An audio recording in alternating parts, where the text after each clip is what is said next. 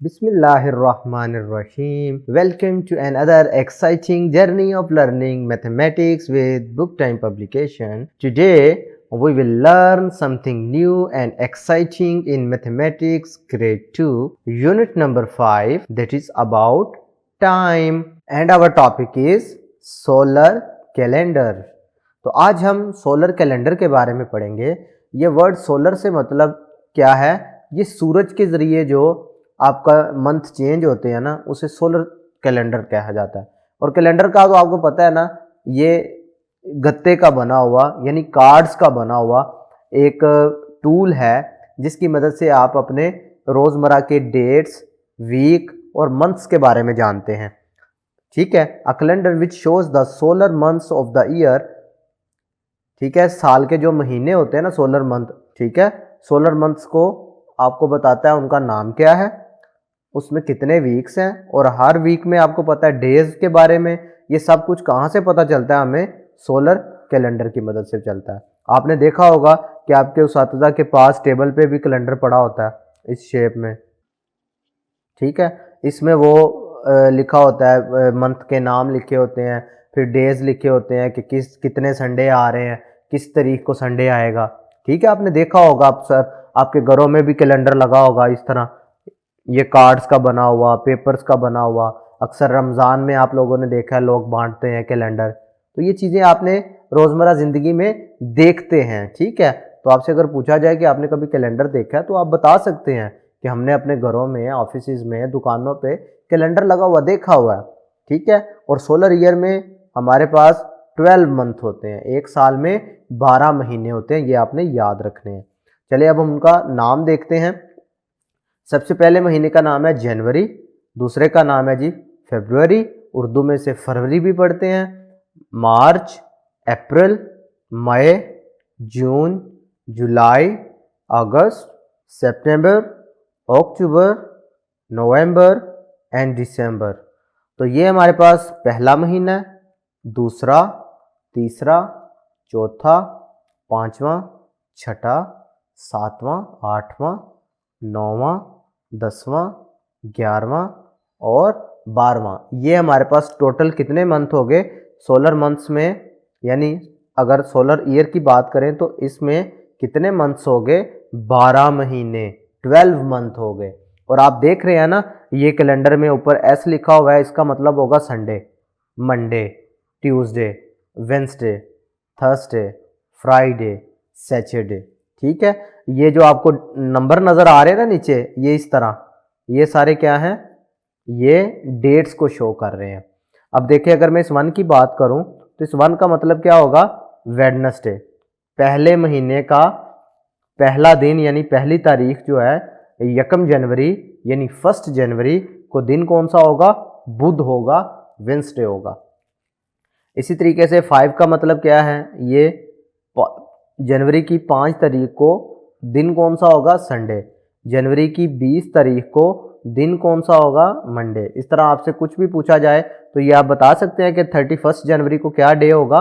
तो आपने कैलेंडर में इसी तरीके से कॉलम में देखना है, तो आपको पता चल जाएगा क्या है?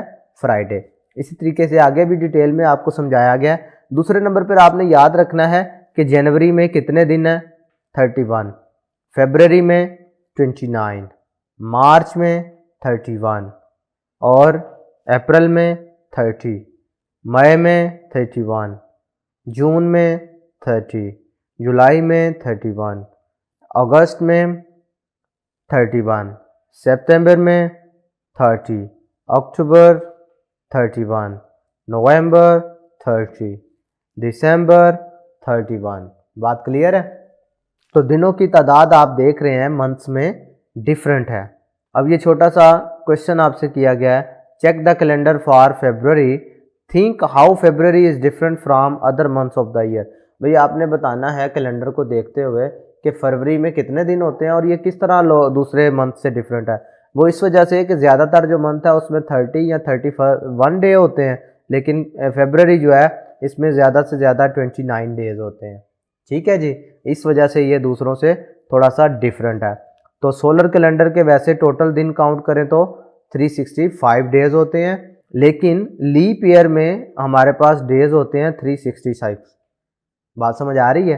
ये क्या मतलब हुआ, एक दिन का इजाफा कैसे हुआ? जो है वो 29 दिनों का होता है, लेकिन आम जो है रेगुलर जो हमारे पास दूसरे मंथ चल रहे होते हैं ईयर, उसमें फरवरी जो है वो 28 डेज का होता है, इसलिए उसमें 365 डेज होते हैं। और जो लीप ईयर होता है उसमें एक दिन का इजाफा हो जाता है, तो वो 366 डेज होते हैं। तो लीप ईयर का आपको कैसे पता चलेगा कि देखो 2024 है ना, तो इसका मतलब है ये 24 जो है वो 4 पे डिविजिबल है। भाई 4 के टेबल में 24 आता है ना, लेकिन जब 25 आएगा ना तो आप देखेंगे कि उसमें आपके पास ये 25 4 पे डिविजिबल नहीं है, तो लिहाजा ये लीप ईयर नहीं है। 26 भी नहीं है, 7 भी नहीं है, 28 लीप ईयर होगा, क्योंकि ये 4 पे डिविजिबल है। ये मैं आपको टॉपिक से हट कर चीज़ें बता रहा हूँ, रिलेटेड तो हैं लेकिन ये किताब में नहीं मौजूद, लेकिन आपको पता होना चाहिए कि कौन सा ईयर लीप ईयर होगा। अब ये क्वेश्चन आप बता सकते हैं कि अगर आप आज का दिन आप बताएं कौन सा है, कल क्या होगा, और गुजरा हुआ कल, यस्टरडे को कहते हैं गुजरा हुआ कल। भाई जो आपका दिन गुजार चुके हो पिछला, उस दिन क्या था, टुमारो यानी आने वाला कल क्या है, और टुडे मतलब आज। तो ये आप अपने दिन के लिहाज से बता सकते हैं। प्रैक्टिस सेक्शन 5C पर आ रहे हैं जी। क्वेश्चन नंबर 1 है, answer the following question, which month comes after March. तो आप बता सकते हैं कि मार्च के बाद कौन सा मंथ आता है, अप्रैल।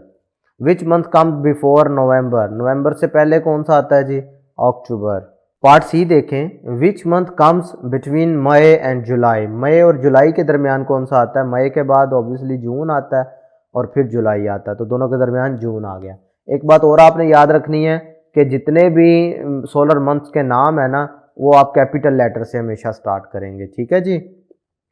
चाहे ये जुमले के दरमियान में आए या शुरू में आए, दोनों सूरतों में आपने इसको कैपिटल लेटर से ही स्टार्ट करना होता है। How can we find out a particular date और day using below calendar to complete each sentence. भाई देखें, ये आपके सामने एक कैलेंडर दिया गया है, आपने इसमें से सिंपल छोटे छोटे क्वेश्चन है, तो ये नीचे आपके पास फिल इन द ब्लैंक्स दिए गए हैं, आपने सिंपल इस कैलेंडर को रीड करना है और बताते जाना है। पार्ट ए में देखें, the month of March has days. भी देखें, ये मार्च के महीने का कैलेंडर आपको दिखाया गया है, इसमें आपको समझाया भी गया है कि यार ये जो 16 किसको शो कर रहा है, 16th ऑफ मार्च को, कि 16 मार्च है, और इसका दिन कौन सा बन रहा है, एम यानी कि Monday. Monday is the day of 16th March. Clear होगी बात।